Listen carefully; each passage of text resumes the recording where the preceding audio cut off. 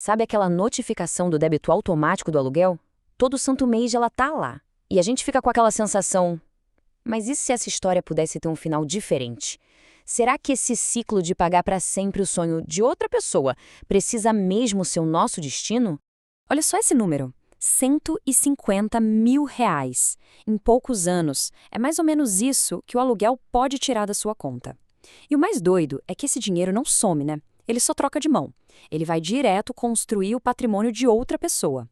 A dor do débito é real, mas a dor de verdade vem quando a gente para pensar que essa grana toda podia estar construindo o nosso futuro. Então, a pergunta de US$ 1 milhão é: até quando? Até quando a gente vai aceitar esse ciclo? Existe sim um caminho para virar esse jogo, para transformar essa despesa num ativo que é seu de verdade. E hoje a gente vai explorar juntos as regras que ninguém conta sobre esse jogo. Vamos começar com uma sensação que talvez seja bem familiar. Aquela de trabalhar muito, fazer tudo certinho, mas no fim do dia parece que a gente está correndo numa esteira, sabe? Não sai do lugar.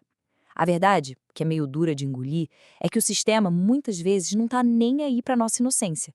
Ele explora a nossa disponibilidade e isso nos leva a um conceito muito importante, o princípio da disponibilidade explorada. O que é isso? Basicamente, quanto mais disponível você está sem critério nenhum, mais o sistema aprende a usar essa sua boa vontade contra você. É aquele vício de ser útil o tempo todo, sabe? Na esperança de uma recompensa que, vamos ser sinceras, quase nunca vem na mesma medida do esforço.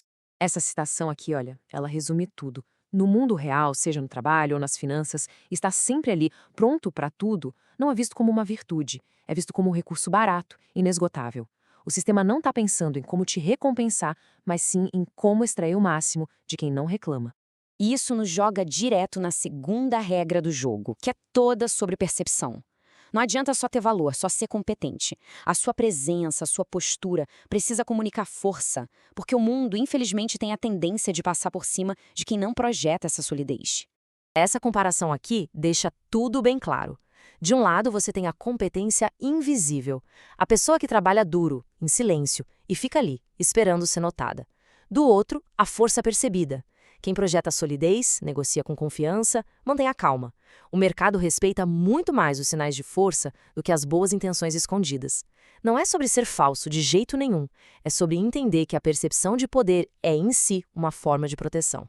Tá, mas então como é que se constrói essa força? A resposta começa na defesa. O poder e liberdade pessoal começam quando a gente evita a dependência. É tudo sobre proteger a sua base. E o oposto disso é o que a gente pode chamar de dependência fatal. É aquele estado em que o seu sustento, sua estabilidade, está tudo na mão de uma única pessoa ou de uma única fonte. Naquele momento, seu poder de negociar, de dizer não, vai a zero. Quem depende totalmente do outro para sobreviver, na prática, já abriu mão da própria liberdade. Hoje em dia, a escravidão é mais sutil. Ela vem disfarçada. É um ciclo onde um certo padrão de vida te deixa com um medo paralisante de perder o emprego. E esse medo te força a aceitar o inaceitável, a engolir sapo, só para manter as aparências e pagar os boletos. É uma prisão com grades invisíveis que a gente mesmo ajuda a polir todo dia.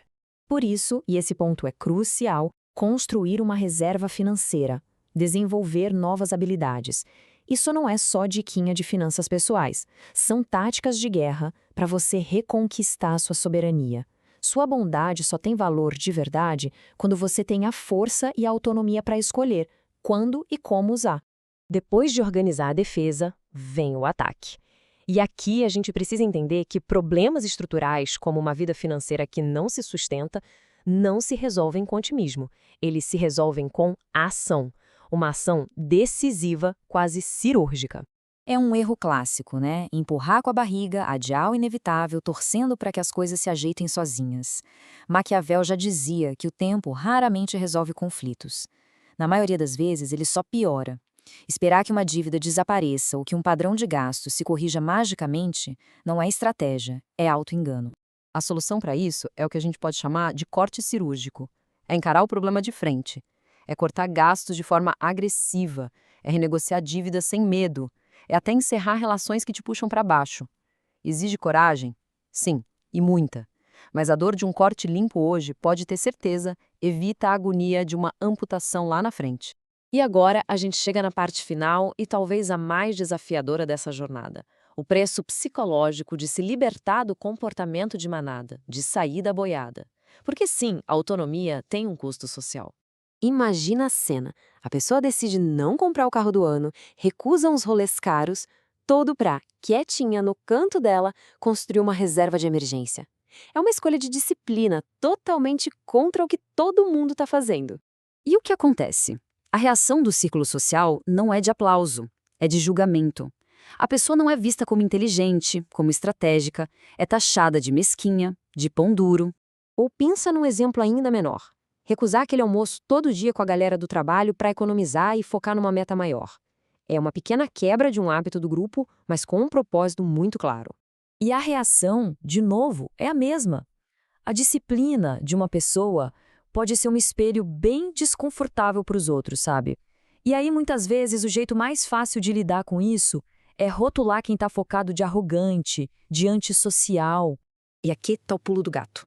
A verdadeira independência exige uma coragem silenciosa, quase uma blindagem emocional, para seguir o seu próprio plano, mesmo que ninguém entenda. O foco não é parecer rico, é se tornar verdadeiramente livre. E esse processo, meu amigo, raramente ganha aplausos no meio do caminho. No fim das contas, a discussão é muito maior do que alugar ou financiar. Isso é só a ponta do iceberg. A verdadeira questão é muito mais profunda. Quem é que está no controle? Quem detém o poder na sua vida? A forma como você decide usar seus recursos, seu tempo, sua energia. É isso que define quem realmente está no comando.